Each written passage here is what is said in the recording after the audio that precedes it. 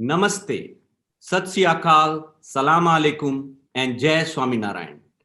It is my privilege and honor to welcome Pujya Brahmavihari Swami from the BAPS Swaminarayan Sanstha. And of course, the warmest welcome to all of you who have joined in to be part of this thought-provoking evening.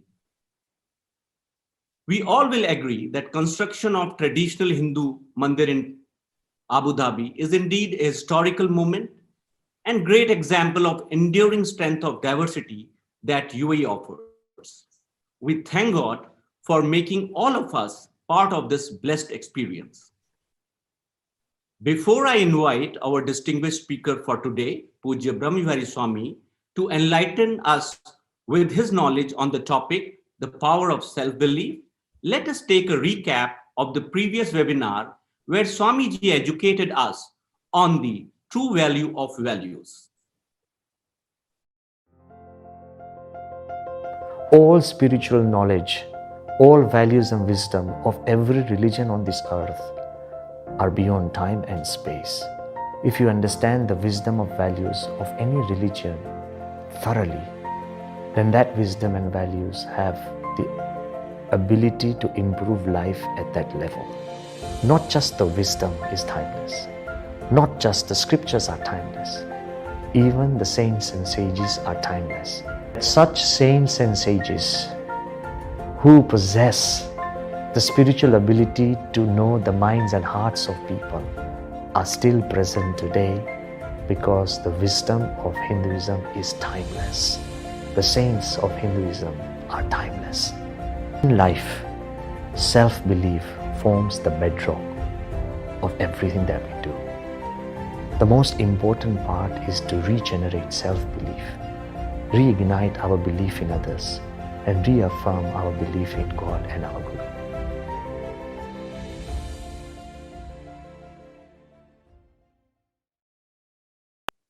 We can see how beneficial this series of webinars has been for us, right from the first webinar of Leading Consciously, which led to the second webinar, Leading Super Consciously, that further elaborated on the topic, and the previous webinar, which enlightened us on the true value of values.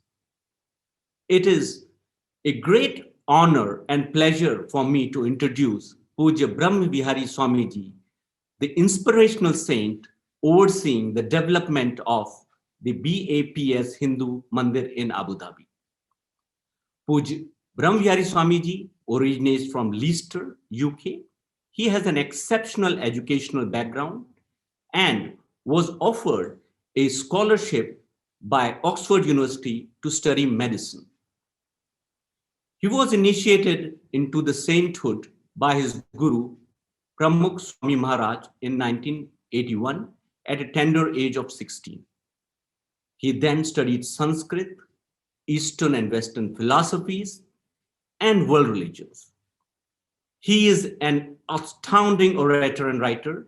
He is serving as a senior sadhu, leading various key departments of the BAPS Swaminarayan Sanstha internationally. He is also part of the core team that designed and made two Akshardham Mandir, one in Gandhinagar and another one in New Delhi.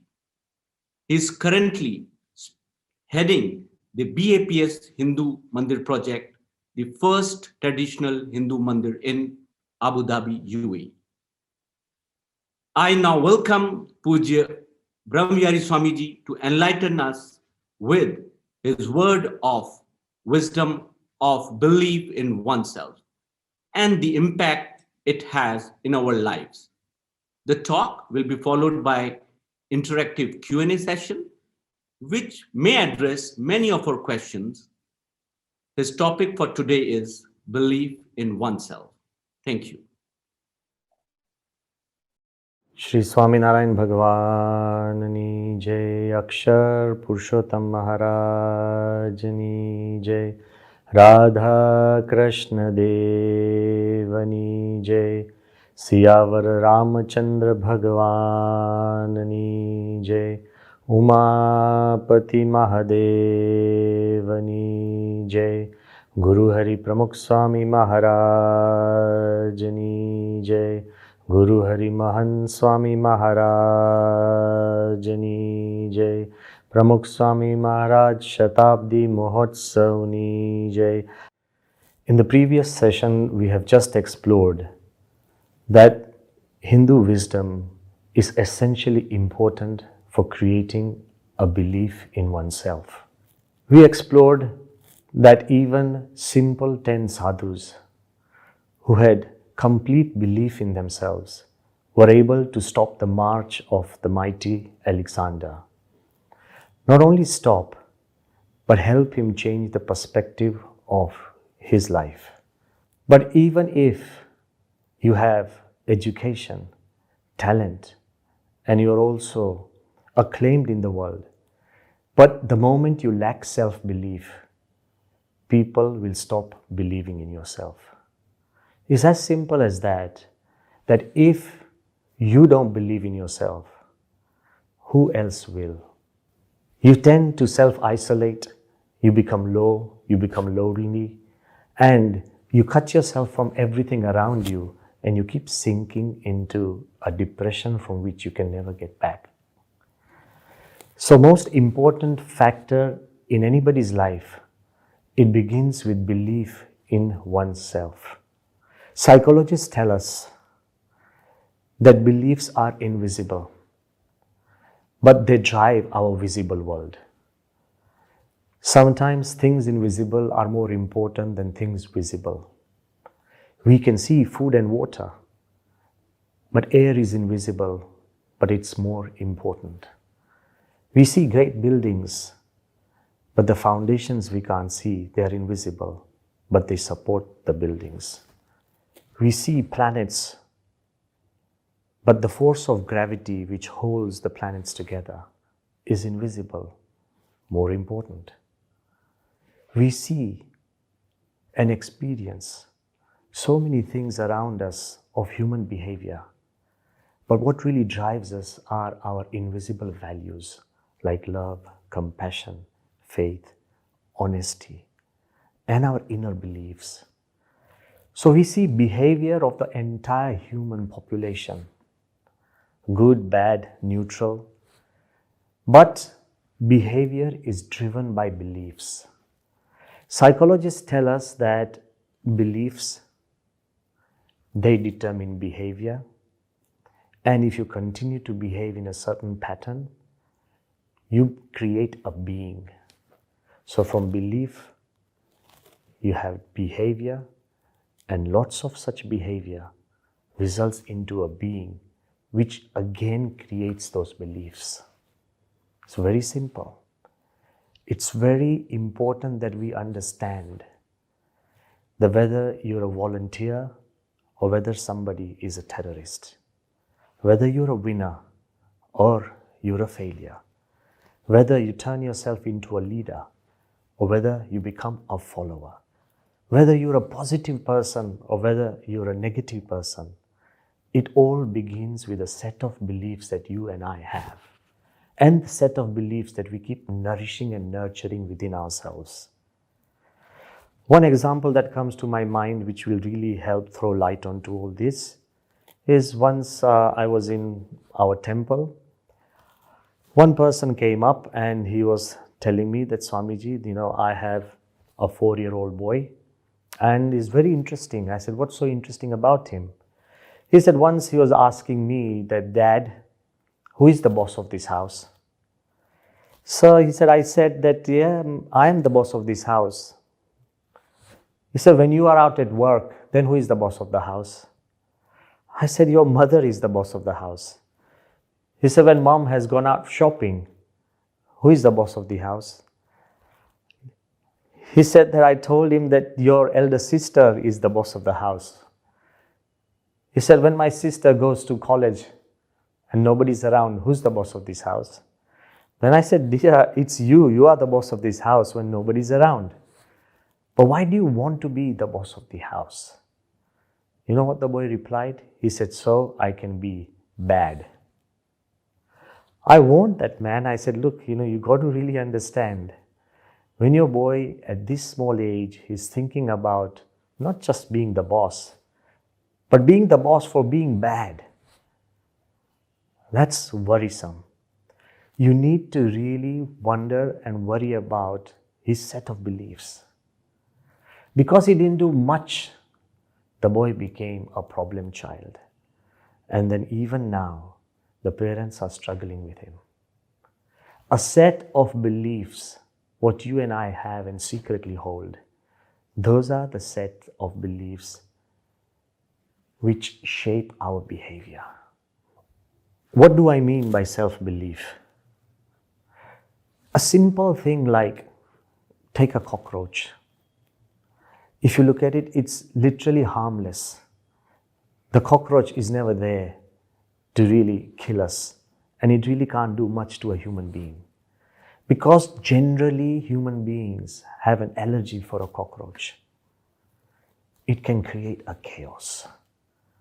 There's a classic example when on a hot afternoon, one cockroach, just to escape from the heat, it crawls into a restaurant. And the restaurant is cool, AC. While it crawls and it just tries to find a place to settle and it flies into the air, the whole restaurant is completely full with high-end visitors. The cockroach settles comfortably on one boy's shoulder. The boy looks at it and screams. The cockroach feels that this is not the right place. It flies onto the mother's lapel. And she feels so scared and she jumps in the air and throws her hands up in the air and creates a tantrum. The waiter who was passing by, the cockroach jumps from that onto the waiter's tray. Looking at the cockroach flying around, the waiter throws everything up in the air. And there's completely pandemonium and there's chaos in the whole restaurant. People are jumping, trying to run away because of a simple cockroach. One wise man, he gets up, gently picks up the cockroach and eases it out of the restaurant. Calm and peace returns. Everybody felt that the cockroach was out to hurt them. But it wasn't the cockroach that created the chaos. It was people's reaction towards the cockroach that created the chaos. The cockroach wasn't there to harm. It didn't even really recognize that there are human beings. It was just searching for a better place. Many times in life, we allow our own sets of beliefs to dominate us, and they do. It is very important that we create a set of beliefs that create calmness and peace. Otherwise, our own beliefs can create a complete collapse. Look what happened to the great mighty warrior Arjuna.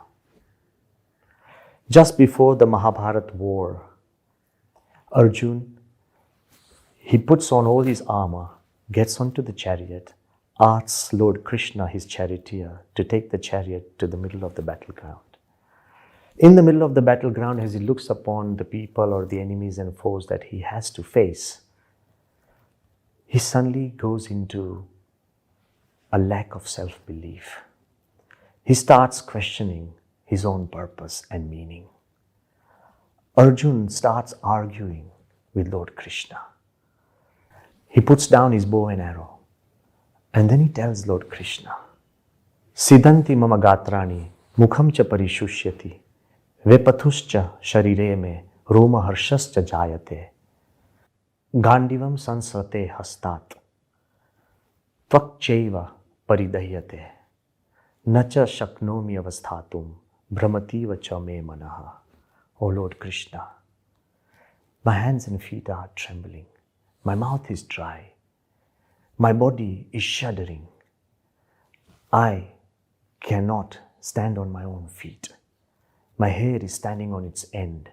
My mind is spinning and my skin is burning.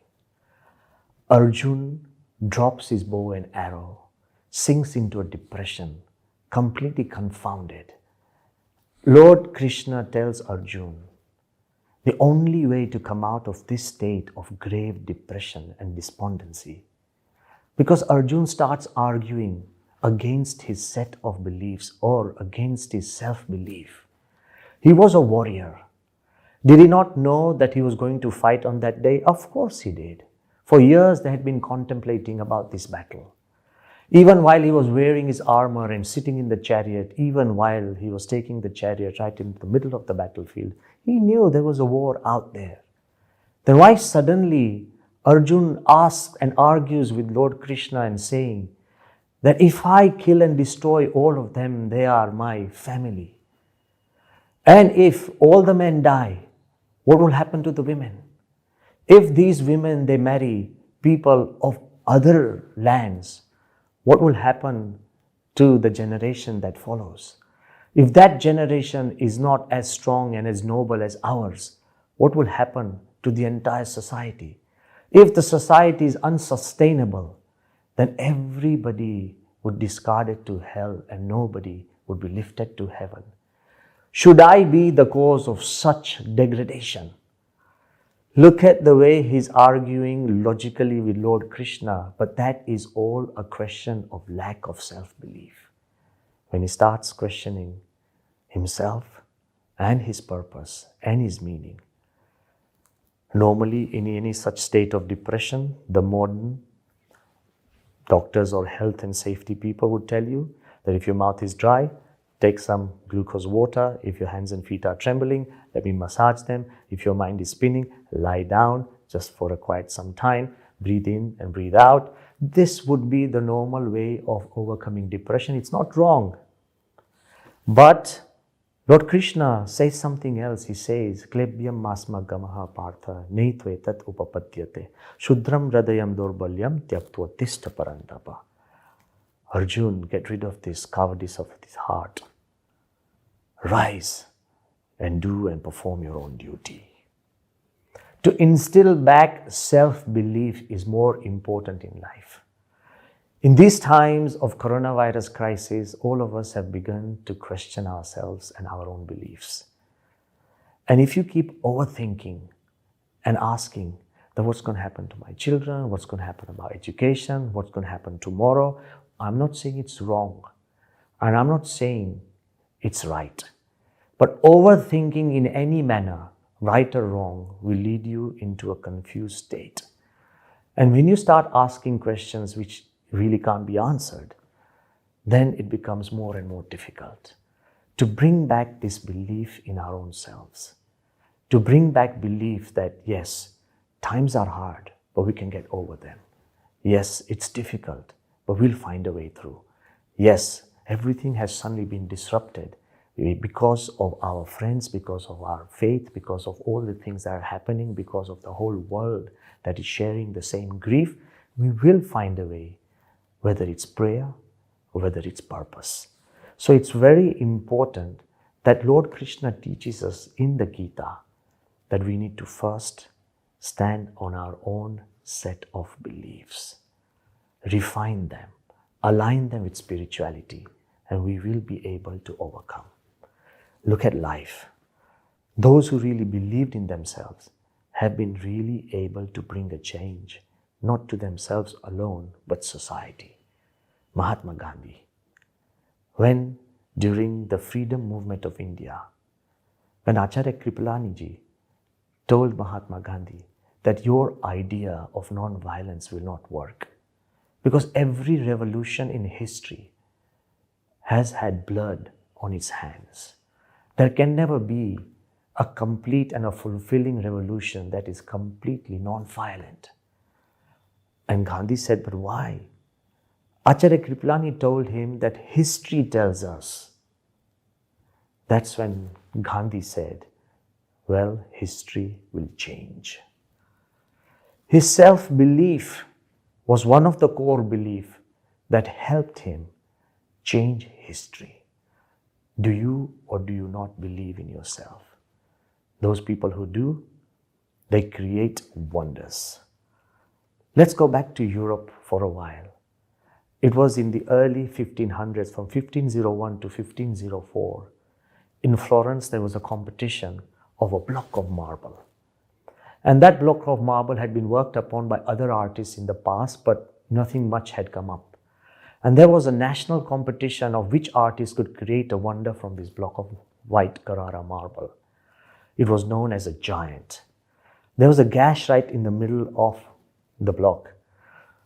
Some of the greatest artists were invited to the competition, like Leonardo da Vinci, and so many other great artists had come. But Michelangelo, at the simple age of about 26, he participates in this competition and he comes up with this idea of creating David. At this moment, one of the most balanced and most celebrated statues or work of art in the world today. He presents his plan of his David. Till now, the famous artists before him had carved David, because David is a very important biblical figure. And they carved David after his fight or victory over Goliath. Either David holding the head of Goliath, which he has chopped, or either Goliath dead in front of him and David standing on him. So many different forms of David had been carved and painted. Michelangelo comes up with an idea that my David is different. My David is a David before he fights the war. My David is a David where in his mind he has decided that he will fight Goliath. The greatest moment of courage is the moment when you decide to do something impossible. The moment of self-belief is the greatest moment that we should celebrate. So he creates a David who's looking up in the air as if he's thinking with his eyebrows slightly wrinkled. He creates a David which only has one stone in his hand and other hand over his other shoulder with a sling. His David is not a David who has a bag full of stones needing other stones, because his David is so complete and fulfilled in his self-belief that one stone is enough for Goliath. One of the reasons this statue is celebrated is not just because of the art, but also because of the thought. That if some character has so much belief in oneself and is founded completely in himself, then that is the most powerful image of the human being. So believe in yourself. When you believe in yourself, others will also believe in you. Bhagavan Swaminarayan has said that in times of illness, when somebody feels helpless and hopeless, that is not the way that illness will disappear. But those who keep courage and those who nurture a belief that things will be better, those are the people who emerge victorious from an illness. So in any time of difficulty, to have this courage and self-belief is one of the ways that earns you the blessings of the divine. Modern science tells us that positive thoughts, positive belief is a great boost to immunity. Of course, medicine helps. Of course, herbal treatments. Of course, all your nutrition and your diet is important. And all the precautions that we are taking for health safety. But positive belief is very important for immunity. A lot of experiments have been done, sometimes in the past by Harvard experts, Stanford experts, that if you have positive images, if you look at things which are positive, if you insert positive ideas in your own mind, then it helps the immunity system. But recently, one thing which we have been living with, that stress is bad. Recently, it has been proved scientifically. One health psychologist, her name is Kelly McGonigal, she has come with an idea after a research or experiment with almost 30,000 people. And that experiment tells us that till now we believe that stress kills us. And of course, when you are stressed, you are perspiring, your heart rate is high, and you find it difficult, and you can't sleep. All those things are there. But she has come with an idea which is very novel, and I think it's very important at this time, that if you have positivity towards stress, if you turn stress into your friend, then stress does not really do the damage that you think it can. 3 types of questions were asked people, that how many people believe that stress can kill? And how many people believe that stress does literally nothing? And how many people believe that stress is helpful? So there were people who were asked these three questions. The other three sets of questions which were asked, that how many people believe that they have high degree of stress? How many believe that they have minimal degree of stress? And how many believe that they have average degree of stress? And from this experiment, it was found that those who believed that they had a high degree of stress, but they believed that stress is not harmful, they lived longer. And those who believed that they had low degree of stress, but they kept believing that stress is harmful, it can kill, it did more damage to them and they were more likely to die. So the conclusion is, yes, stress is difficult and challenging, but if you believe that stress is harmful and can kill you, it does. And if you believe that stress is harmless and it can help you, it really helps you. And when she was asked that if you had a choice of a high stress life and a low stress life, which life would you select for the human being? And very naturally she said that I would choose the life that gives me more meaning. It's not about stress, about a meaningful or a meaningless life. See, after retirement, so many people start completely decaying and degrading because they feel they are purposeless, useless, and meaningless. Even if you have so much to do, but if there's meaning, then your life and health improves. Just as we had talked about a doctor in the last session who had everything, but because he lacked self-belief, nobody could believe in himself. But even contrastingly, if you have been robbed of everything, but if you have self-belief, you are able to bring back everything. It was in 1870 that a very famous engineer in America, he ventured to build a bridge across Manhattan and Brooklyn. The bridge was called the Brooklyn Bridge. He presented the plans and people laughed at him because it was the longest and perhaps the first suspension bridge of its kind in the world, more than half a kilometer long. But nevertheless, John Roebling and his son Washington Roebling and his son's wife Emily Roebling, all three of them embarked upon this almost impossible venture. It so happened that John Roebling died of a misfortunate accident. Everybody thought that this bridge and this entire project was cursed because it was impossible. But a set of self-beliefs motivated Washington Roebling to continue with the designs of his father's bridge. While he began the bridge and the foundations were laid, suddenly he also met with an unfortunate accident and he was paralyzed completely. The only thing he could move was his finger. He was bedridden. Once again, there was rumors and discussions and whispers that this bridge would not be completed because it has been cursed. It's impossible.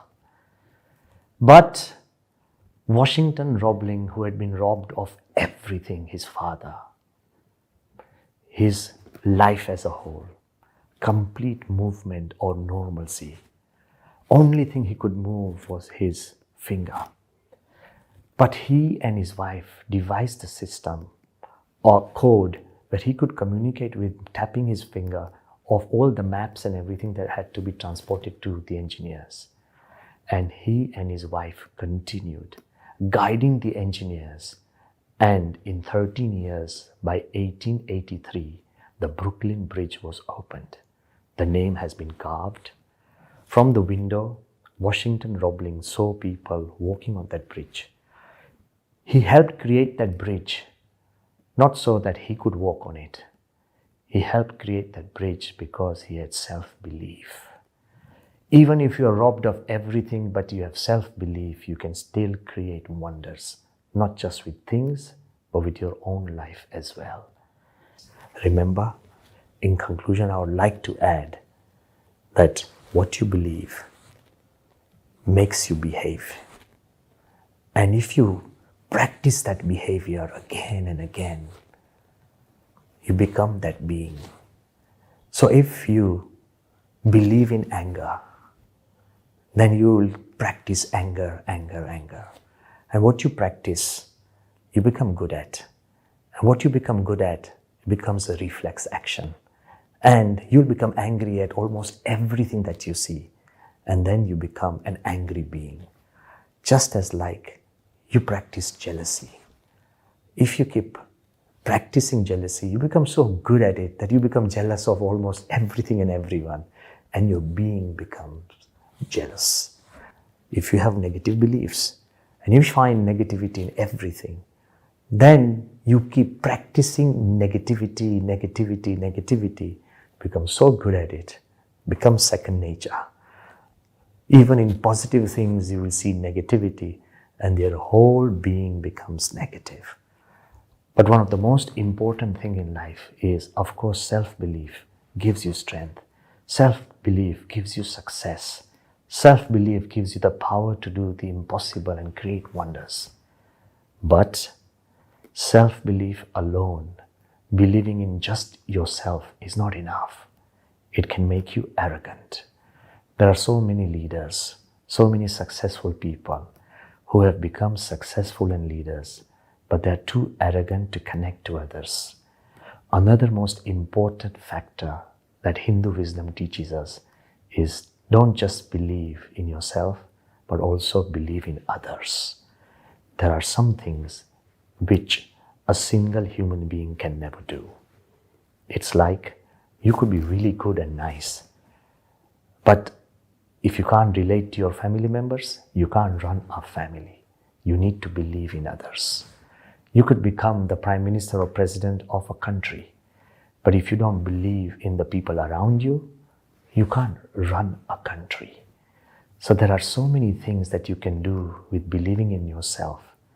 But to enjoy success, to really share success, and to really be happy with success, you need to believe in others. The next session, we will look into belief in others. Jai Swaminarayan. Swamiji, thank you for your motivational and inspirational perspective on dominance of self-belief in shaping our behavior and being. It has really inspired and intrigued me, and I'm sure the audience will feel the same. How simply Swamiji explained the dominant power of our invisible belief that shape our actions and eventually our personality. It will be good for us to keep in our memory the cyclical relationship of belief system that Swamiji described for us. There were countless valuable lessons from various anecdotes and historical references that Swamiji stitched together and narrated eloquently to drive the importance of self belief in our life. We can't thank Swamiji enough for explaining the positive reinforcement that right attitude towards stress can create. A meaningful life with stress is probably better than meaningless life, howsoever stress free it might be. It was an important lesson that came out of today's lecture. Now, I would like to call upon Pranav Kota and Yogi Bhatt to take us to the question and answer session with Puj Brahmavihari Swamiji. Thank you. Jai Swaminarayan Swamiji. Firstly, Yogi and I, on behalf of the entire community, would like to thank you for such an enlightening session. So Swami, the first question we have is from Gaurang, who's from New Jersey. Swami, Gaurang confesses that he has a tendency to overthink everything. His question is, how do we control our minds so we stop overthinking and overanalyzing and instead learn to focus the way Arjun did on the battlefield? Well, Gaurang, your question is very appropriate because whether it's overthinking, overanalyzing, anything that's over does more harm than help. To explain very clearly, we must understand that in life we have to strike a balance. What do I mean? Eating is good. It gives you nourishment, it builds your body, gives you energy. But overeating creates issues. It's dangerous and results in diseases which you cannot really control. Similarly, drinking water, it's essential, it gives you life. But there's also conditions where people hyperhydrate themselves. There's so much water in their bloodstream that they create so many issues which cannot even be controlled by normal medicines.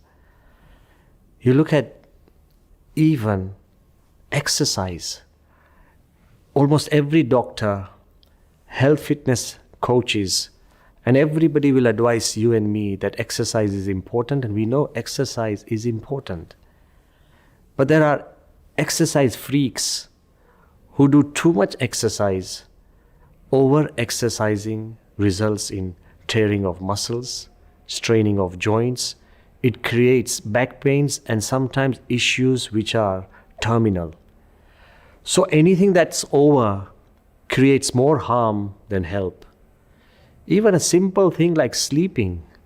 Of course, most of the people in this world, they complain about lack of sleep or not regular sleep.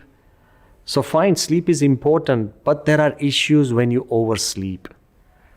Ask yourself, when you remain in bed more than 10 hours or 15 hours or 16 hours, then you get body pains, aches, you remain dazed, you feel lazy, and you are completely disoriented from whatever you want to do. So in life, just as medicines, they are good, but to take the right medicine at the right time, the right amount, and for the right reason creates the impact. So if you do anything which is over, it results in more harm than help. So it goes for thinking. God has given us all a gift of thinking, the ability to think and analyze. But when in our zeal to analyze, you overanalyze, in our zeal to think, you overthink, then it results in issues which you cannot really control. So when it comes down to controlling your mind, of course you need to control overthinking or overanalyzing. Think for the right amount, for the right reason, and then start acting. In Sanskrit, there's a saying, Ati Sarvatra Varjayet, which means excess in anything and everything should be avoided. What does it mean? That even things that are beneficial, but if you overdo it, even like something that you love water and you remain in water for a long time, it will create issues with your skin. Even maybe laughter, even joking with somebody, even trying to actually fast, anything that you do in excess will always create a detrimental effect. So of course, Gaurang, I believe that you should try and avoid overthinking and overanalyzing and do what you just have to do. Thank you for that, Swamiji. Swamiji, just for my benefit, may I request you to further elaborate on that, please?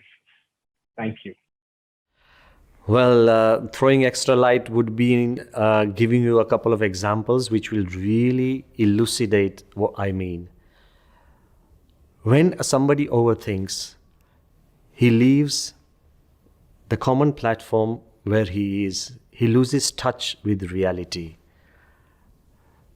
To give you a more appropriate example, by overthinking, even in a positive way, you create a fool's paradise. And by overthinking or overanalyzing in a negative way, you create a fool's hell. And even if you are not positive or negative, just the sheer effort of analyzing would create a fool's paralysis. So let me give you 3 examples which will completely set apart what overthinking or overanalyzing can do. And obviously in the case of Arjuna, you'll be able to identify what really happened to him and what really happens to us in our situation. Brahmaswarup Yogiji Maharaj used to give a wonderful example about fool's paradise by wishful overthinking. There was a simple beggar-like man, and somebody gifted him a pot, a clay pot. He had never owned a clay pot, so he decided that keeping the clay pot empty, instead of that, fill it up with milk and go and sell that milk in the bazaar. So while he takes this clay pot, puts it on his head and fills it up with milk, on his way to the bazaar, he starts thinking, overthinking, wishful thinking, daydreaming, as you would say. So he says that, starts thinking that, okay, I've got this pot, this milk will fetch me some money. So from that money, I'll be able to buy more pots. And with more pots, I'll be able to give more milk. The more milk I distribute, I'll have other people working for me. And when they distribute, I'll get more wealth. Then I'll buy a cow. And with that, I'll be able to really increase the business. And then we'll have more cows. I'll have a cattle farm. And for that farm, I'll be able to buy my own land. And on that land, I'll have farm hands working for me. And then, with enough money, I'll make a nice house for myself. The house will be first storied, then second storied, third. On the third story, I'll be there, swinging on a golden swing. And once I'm so popular, so wealthy, people from far away will come to hand the hand of their daughter into my hand. And when they come, proudly I'll sit on that swing and say, nope, nope, nope. And in that way, he forgot and lost touch with reality that he was actually walking on a simple dusty road. And as his daydream, he swung his head, the pot fell, it broke, and the milk spilled. A passerby tried to console him and said, "Oh, I'm so sorry that your pot broke." He said, "It's not my pot that's broken. My whole life that's broken. All my dreams have been shattered. In that pot lay my wishful dream." Had he not overthought, had he remained in reality, then maybe some of these things may have come true. But overthinking creates a fool's paradise that is often shattered. But suppose somebody is negative. Overthinking can create hell that you won't be able to do anything because of fear. All of us should understand that we have just passed through the fear of corona. I know reality was one thing and caution was very important, but sometimes through messages, WhatsApp messages and stories which were twisted, sometimes over-information and wrong information and misinformation created so much panic and so much negative overthinking that it created a fool's hell for each one of us in one way or another. I think a beautiful example, which is a real example, which will really give you clarity, was one day, one boy came to me and he said, "Swamiji, I would like to go to a foreign country for studies. Should I or should I not?" I said, "Of course you should go. If you have the capabilities, you should go." I encouraged him. He said, "But should I go by flight or should I go by other means?" I said, "There's the only single means available to go to a foreign country at this moment. And it's the safest. Go by flight." He said, "What if it gets hijacked?" I said, "No, it doesn't happen often. Just go. So many people are traveling." He said, "What if I land And the immigration authorities deport me back straight away because many people get deported. I said, but if you've taken the visas and the process has been done properly, why should they deport you? You've done nothing wrong. Go ahead. I was encouraging him every moment. And he said, but what if I even go there and I don't like the university that I've applied to? I said, for the first few months, you may not like it, but you'll get used to it. As you perform, as you study, fine, you'll get through. He said, but what if I don't get through and I fail? I said, if you fail, then you have to try again. That's life. You can't be disheartened. You have to move on. He said, but even if I pass, and what if I don't get the appropriate job? I said, there are hundreds and thousands of people who find a job, maybe not appropriate, but you find a job and make yourself useful. But what if that country does not allow me permanent residency? I said, come on, at least you'll have learned something. You'll have earned something. So don't worry about it. Go, try your best, and make your life into a better life. He said, but what if I don't get the right girl of my choice? I said, well, there I really can't help you. It depends upon, God's grace and what you can really find and what you can really connect with and who you really find appropriate. He said, but Swami, I'm asking all this, because I feel, it may not just be right. He was just negative in everything. I said, but then why are you asking when you are not so comfortable? He said, I'm really asking all this that if all this is fine, only then I'll try and get a passport. I said, God, you don't even have a passport. And you are overthinking in such a way, you've not just created hell for your life, your own self. You are perhaps creating hell for everybody around you. Overthinking in a negative way will create a fool's hell in any issue. Whether a small flutter of your heart, you overthink and think it's a heart attack. Whether it's some gas problem and you think you have, ulcers. I believe that just as overthinking positively will create fool's paradise, overthinking negatively creates a fool's hell. But overthinking just for the sake of thinking, some people have an habit of just analyzing everything. It creates a fool's paralysis. Imagine a man who is wise, full of logic, intellectualizes everything. He's standing in a field and he contemplates that if it takes me 1 hour to cross this field, how long will it take me to cross half the field? Half an hour. Quarter of the field, 15 minutes. Half that, even half that. Maybe in 5 minutes, in 2.5 minutes. Maybe half of that would be half a minute. Maybe half of that would be even 30 seconds, then 0.1 microseconds and 0 seconds. He can go on infinitely thinking because you can continue to divide something into half for infinitely. 0.001, 0.00001, 0.00001. That man could stand at the edge of the field just analyzing till infinite time without taking a step. In that time, a small child who does not know mathematics, does not even know how to think, does not even know how to measure distance, would have run twice or thrice across the field without giving much of a thought. So overthinking will create paralysis. That's why Guru Hari Mahan Swami Maharaj often says that what you really want to do, and if it's good, just do it. Why? Because a scientist could sit down and analyze all the benefits of whole milk for hours and days.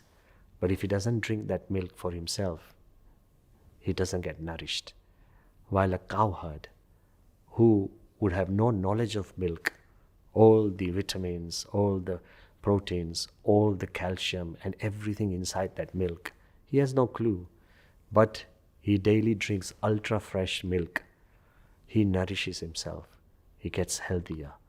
So in life, rather than overthinking about anything, if you get a chance to do good, if you get a chance to make your lifestyle a little better, just do it. As experience goes, you will learn more and more. Wow, Swamiji, that was a wonderful insight on overthinking and overanalyzing. And I think this question that you have answered would guide us in our day-to-day lives. Swamiji, for the second question, we have Sri Raviji from Bahrain.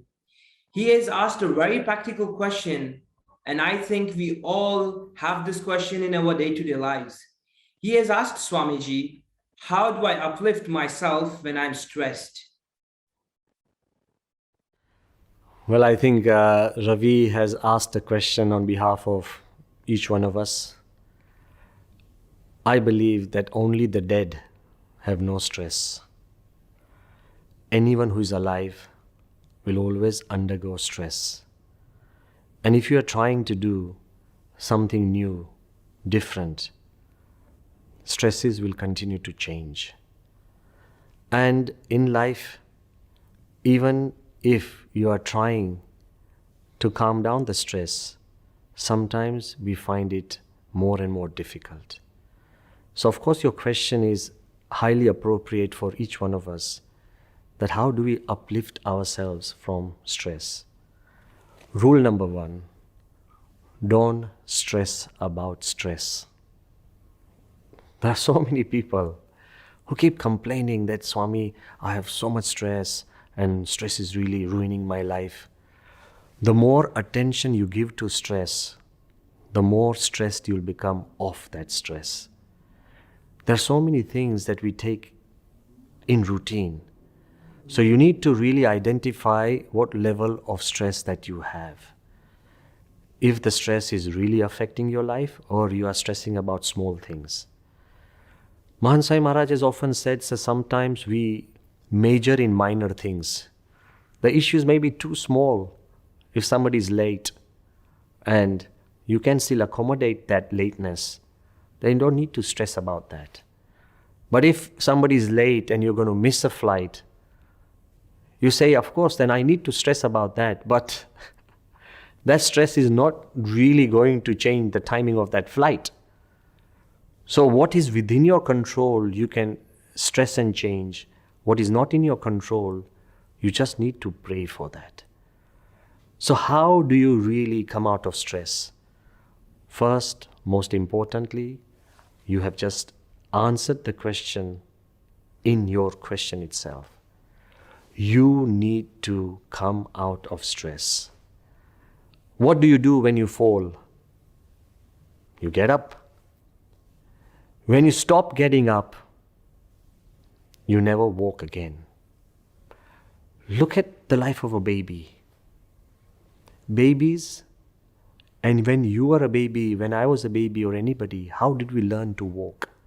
It's not by never falling down, but it's by rising up each time we fell down.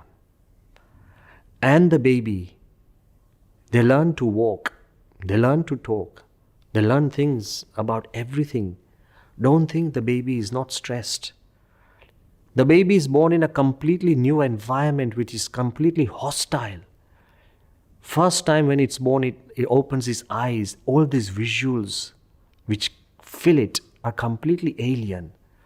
All the experiences of things around it are completely alien. The people and the faces which try and actually cuddle the baby are completely alien.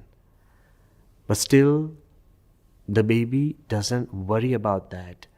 Through trust, it moves on and it turns everything that is new into a part of its friendly environment. So you need to understand that we can only come out of stress by repeatedly coming out of stress. You'll never be able to avoid a complete stress-free life, but we'll need to manage stress in the way we live and work. So let's understand that if you and I have stress, and if you are depressed to such an extent that you really can't come out of stress, Gunatadana Swami has given a wonderful example that once there was a horse and it broke his leg in a dream.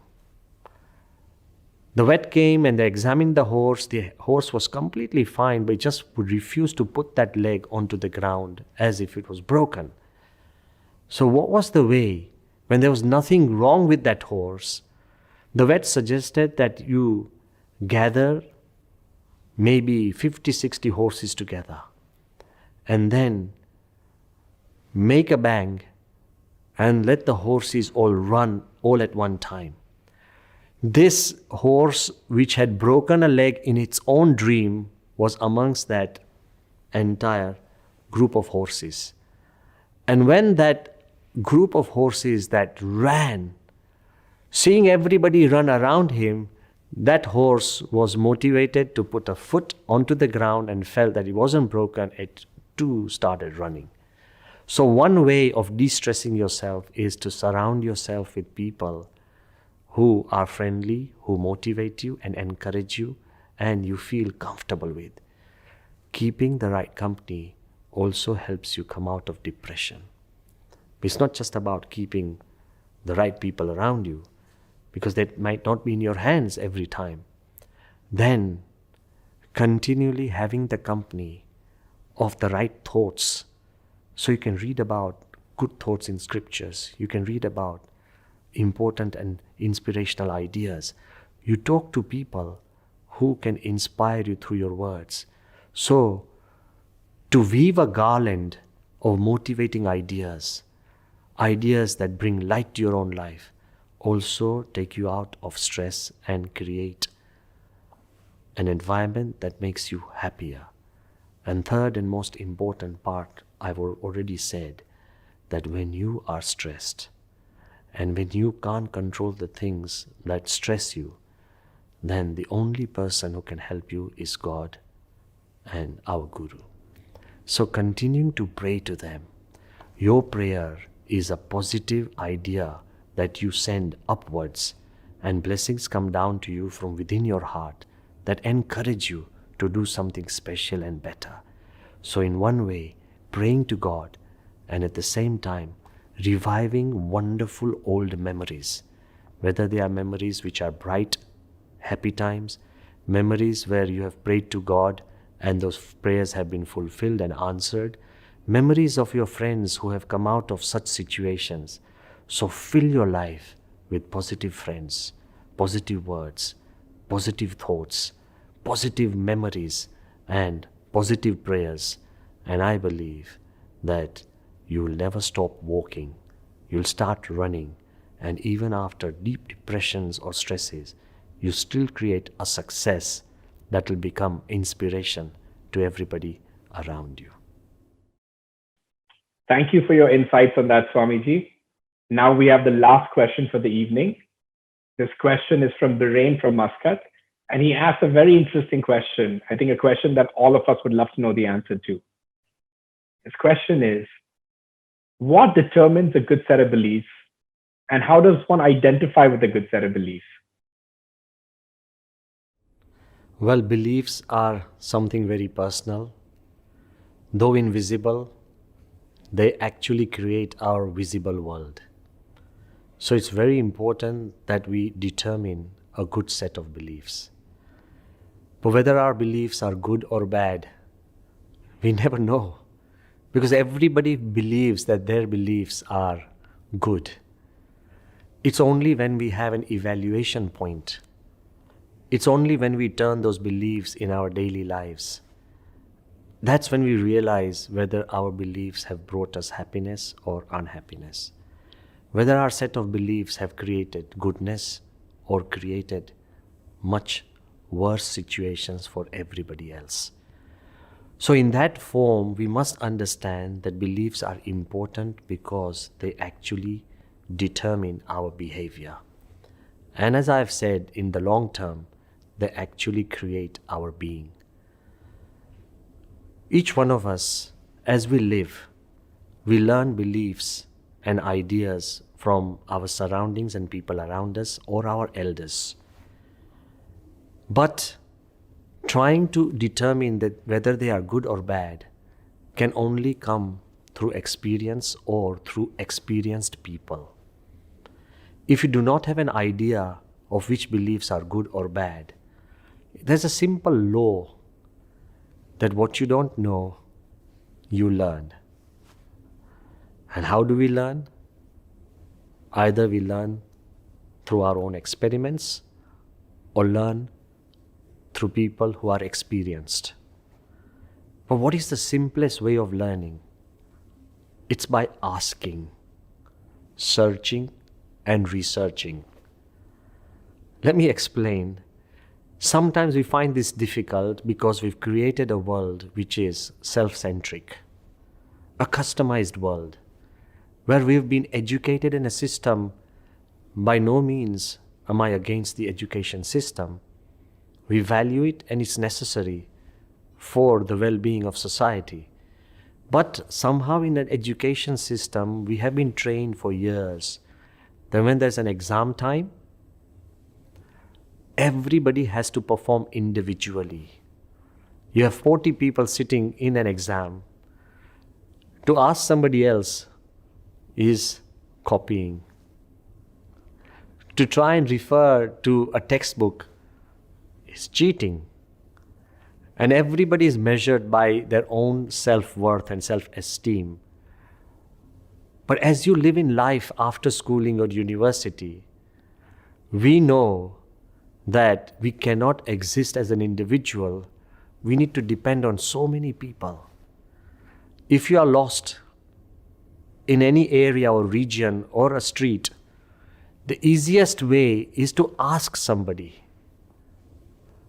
If you continue to evaluate yourself as, do I know that street as well?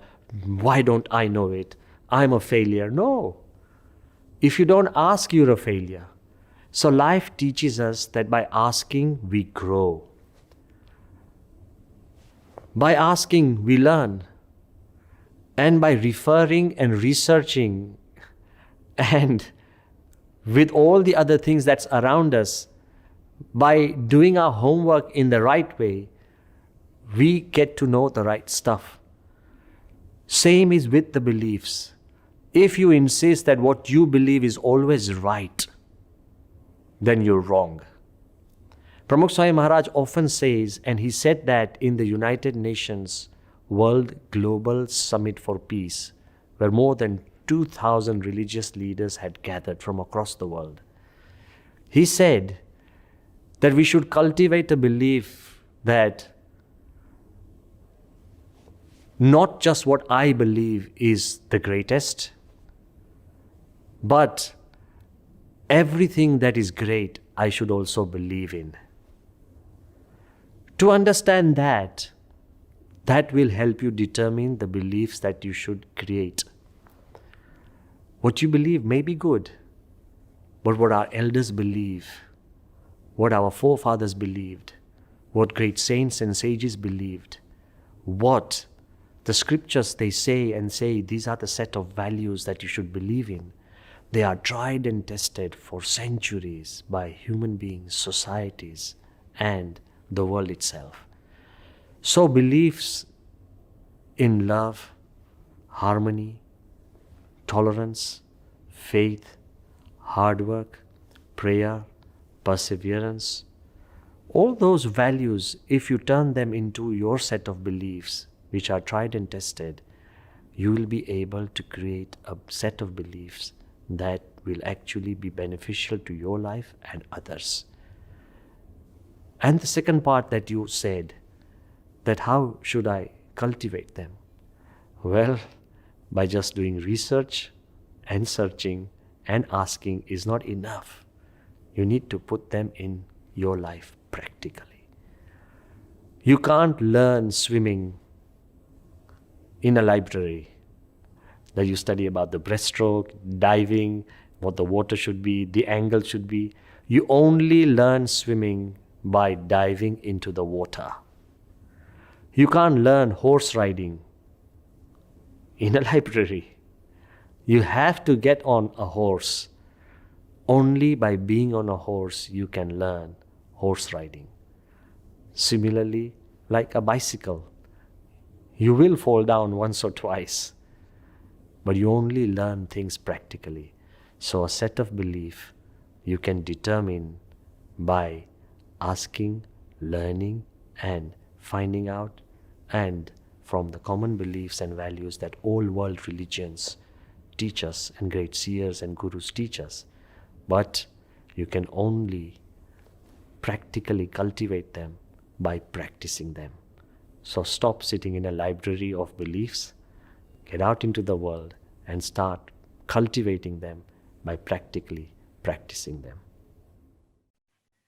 Thank you, Swamiji. Yogi and I would like to thank you for answering all these questions. We have a few more questions, but I think we'll keep that to the next session. As always, we have so much to learn from you. And on a personal front, thank you for being a constant guiding force in my life. Thank you, Swamiji. Jai Swami Narayan. A big thank you to Pujya Brahmavihari Swamiji and our dear friends Pranav and Yogi for such absorbing and thought-provoking session. Before moving on, let us now view a construction feature update video on the BAPS traditional Hindu mandir at Abu Dhabi. As we all know, the mandir is going to be a historical landmark, and every part and process of this mandir is quite special. So now we will view a construction feature video which will highlight the qualities and uniqueness of the foundation upon which the stone structure of the mandir will sit on. The United Arab Emirates is known internationally as a land of landmarks, from the towering Burj Khalifa to the world's largest cantilever building, from cultural landmarks like the Sheikh Zayed Grand Mosque to the majestic presidential palace. The BAPS Hindu Mandir is also destined to be an iconic and historic landmark.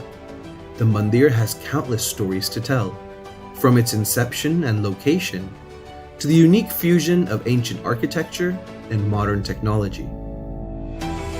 Today, let's explore the foundation story, the story of a spiritual structure.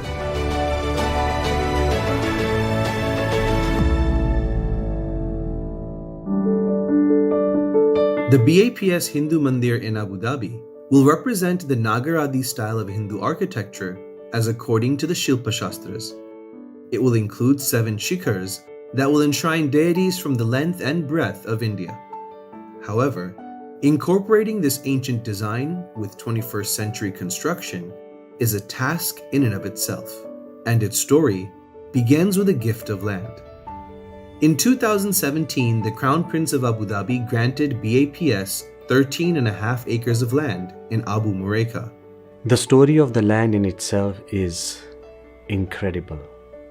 Initially, His Highness the Crown Prince of Abu Dhabi allotted us 2.5 acres of land in Al Watba, on the road from Abu Dhabi to Al Ain. Then, without us even asking, they increased it to 5 acres. Then suddenly we got instructions that keep everything on hold.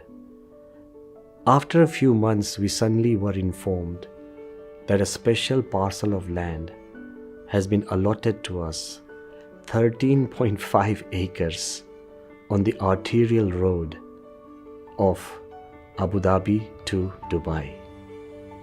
Imagine on a land we never asked for, never selected, and when we were moved almost 3 times, that land had a thick strata of sandstone, so strong and so hard that it was just 1 meter below the surface. And I was told by one of the structural experts from Malaysia, Dr. Kong, that Your Holiness, your temple will be like a small pigeon sitting on an elephant's back.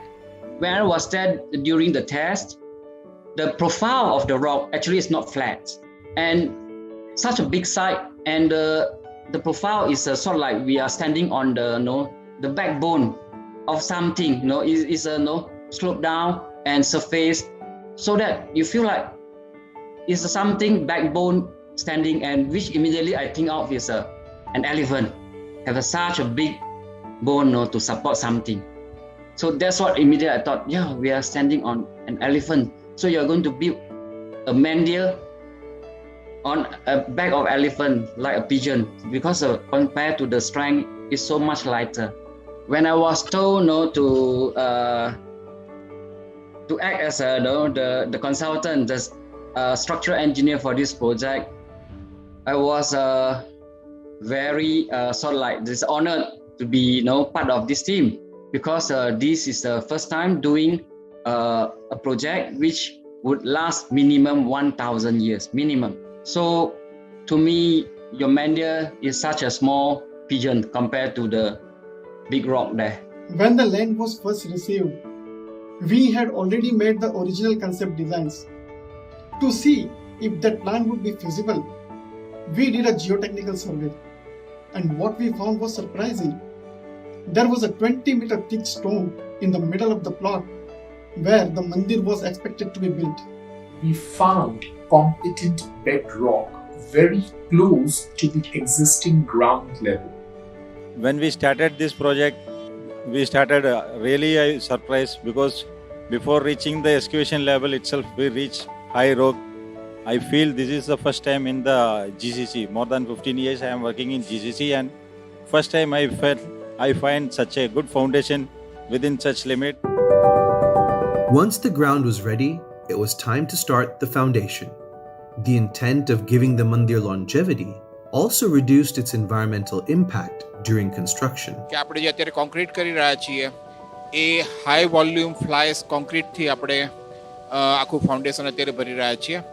એટલે કે જે cement હોય એના 55% જેટલું cement આપણે ફ્લાયસથી આપણે replace કરી રહ્યા છીએ, કે જે વેરી એન્વાયરમેન્ટલ ફ્રેન્ડલી અને કાર્બન ફૂટપ્રિન્ટ એનાથી ઘણી બધી ઓછી થઈ જાય છે, અને ગ્રીન બિલ્ડિંગ તરીકે પણ આનું આપણને ખૂબ સારામાં સારી રીતના યુઝ આપણે કરી રહ્યા છીએ. The fly ash for the structure had to be of a specific grade. After thorough testing, suppliers Adani Power Plant in Gujarat and Jebel Ali Power Plant in Dubai were able to provide the material that fulfilled the mandir's requirements. The total structure of the temple will be using 12,000 metric tons of fly ash, of which we have already used 2,000 metric ton quantity of fly ash. With the help of local merchants and volunteers like Rajiv ji and others, we have been able to find the right grade and quantity for the mandir. However, finding the fly ash was only a part of a puzzle. This quantity of fly ash is not generally used in the UAE, and so we had to find someone who would be willing to support us by mixing the batches as our engineers needed. That's where we found Extra Mix. We Extra Mix very happy to be part of this prestigious historical project, and we are very delighted and thankful to the authority for being a part of this project. The mandir's designers felt the responsibility to create a building that would last 1,000 years, and that began with the design of a 1,000-year foundation. જે totally અનરેન્ફોર્સ્ડ structure હશે, અને આપણે જે ancient જે આપણી શિલ્પશાસ્ત્ર પ્રમાણે non ferrous એટલે કે ફેરસ મેટલનો કોઈ પણ યુઝ કર્યા વગર આપણે આ આખું આ ફાઉન્ડેશન ડિઝાઇન કરી રહ્યા છીએ. We have used a very unique technology, Indian technology, that is using basic material like bamboo sticks and as well as glass. Glass in vertical direction, thereby the cracks do not develop in transverse direction. Because concrete is only has a compressive strength. It doesn't have a tensile strength. So there, wherever the cracks are developing, these bamboo sticks and glass provides a tensile strength to the concrete. In this foundation, in general, we can categorize into 3 stages. The first stage is the bottom raft, which is in average of 1 meter of height, and the top is of half a meter of height. In between, we have the concrete walls, which we have casted in a grid pattern, and it has created almost around 170 number of boxes within this foundation. Now, these boxes we have filled with sand, which is readily available on site. The good thing about this sand is, when we tasted it in the laboratory, we found that this sand has no sulfide and chloride in it, so that we can use this sand directly as a structural field material in this foundation. While the team on the site was working away executing the box foundation, the design team came across a new challenge. The government-approved structural reviewer requested the structural design submission to be made in ETAB modeling software. This software does well with standard buildings, but is not well equipped to handle a unique stone structure with an abundance of intricate carvings and surfaces. This temple has been designed by ancient science of building temples called Somapura Shastra. It itself is a complete science. But when they submitted this drawing for our review and approval as a Socotech, we have to make sure that submitted design of this temple is in compliance with the authority requirement and the applicable code and standard of this region. For this purpose, the whole BAPS Hindu Mandir team and their consultant has to build a 3D model of this temple, which is something very complex because of the complex geometry of the temple and because of the material used in this temple. We know our construction techniques and architectural principles and the ancient Shastra. We know it is right. We know it works. But translating that into a modern era theories is the one which was intriguing for us. It's not like we draw and give to computer and computer does everything. It's like solving so many mathematical equations and the results are coming out after that. So we ended up doing a lot of iterations. In fact, frankly speaking, I was skeptical when we started the exercise. It was a revolution, as we started modeling. See, the modern science is more of a proof. As we moved on, we found out that some of the inherent features of the temple design, one is the wall, the way in which the wall has been arranged, that was helping us a lot. We developed the computer mathematical model for the design and comply the current code and regulation in Abu Dhabi and UAE. And almost all the software we used and find out there are limitations of the current knowledge and software that it cannot model certain shape and is joined for the stone temple. We utilize FEM model to prove this design and spend more than 2 years to get here to fulfill the authority requirement. Overall, we embedded almost 900 years experience to accomplish the structural design and the foundation design. So certain software like ETAB and SAP was selected by the authority, which has limitations to design the structure. Even though we try to match the behavior of the structure rather than the only geometry of the structures. That is more important for us under the earthquake condition. That will be a biggest challenge. So we have to use a multiple software for different shape of the elements and combine together, and the final output is analyzed with ETAB model to fulfill the authority requirement. In the end, with a total of 30 professionals from 10 countries and over 5,000 man-hours, a model was made in ETABs alongside with the support of 3 additional softwares. It was the first time in history that a traditional Hindu mandir was fully digitally modeled and then put through such extreme seismic simulations. Fortunately, for the millions of people who will visit this mandir every year, it passed with flying colors. But for the design team, accomplishing a historic task was not enough.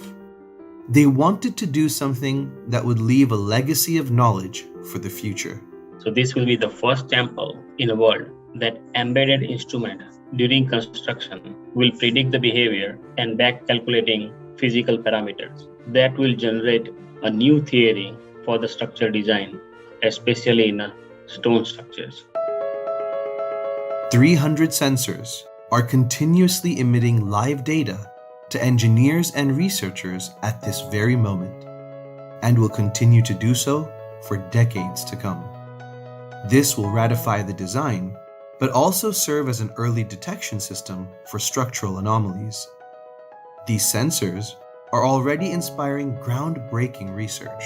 The temple has many sensors, like displacement sensors and load cell. So beneath the structure columns, we can understand the construction is going well, foundation performance good or not during the constructions. So those checking is very well. And then if any issue is observed during the construction, we can adjust the construction itself. So the modern technology and historic knowledges and combining with these two, we can find the solution for the future. So these are the kind of integrating our histories and our knowledge from the ancient time to the modern technology, and then that will bring us the new future. इस प्रकार का जो foundation technically sound और scientifically sound, ऐसा foundation अब तक कहाँ भी नहीं हुआ है, ऐसा यह फाउंडेशन है और इस पर भगवान का भव्य दिव्य मंदिर यहाँ लगेगा. There is a saying, things invisible are more important than things visible. Though the foundations of this mandir will remain invisible, they will uphold the visible mandir for generations to come.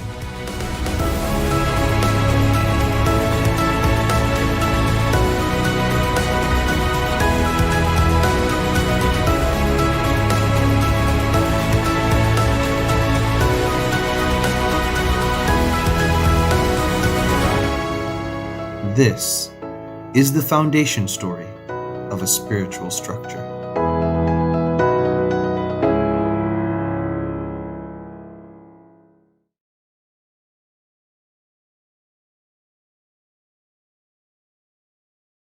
If given a choice, I'm sure we'll all would like to sit back and continue our journey of knowledge with Swamiji.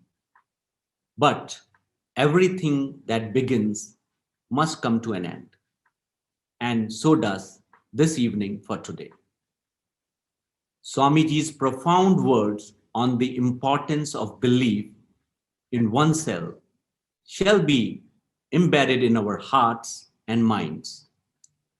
Thank you, Swamiji, for bestowing upon us your wealth of knowledge. A special thank to organizers, volunteers, supporters of this webinar. This webinar will follow up with another session which will further enlighten us on the topic of belief. It will be titled as Belief in Others. Lastly, I thank you all for joining us today. Until we meet in our next session, thank you and Jai Swaminarayan.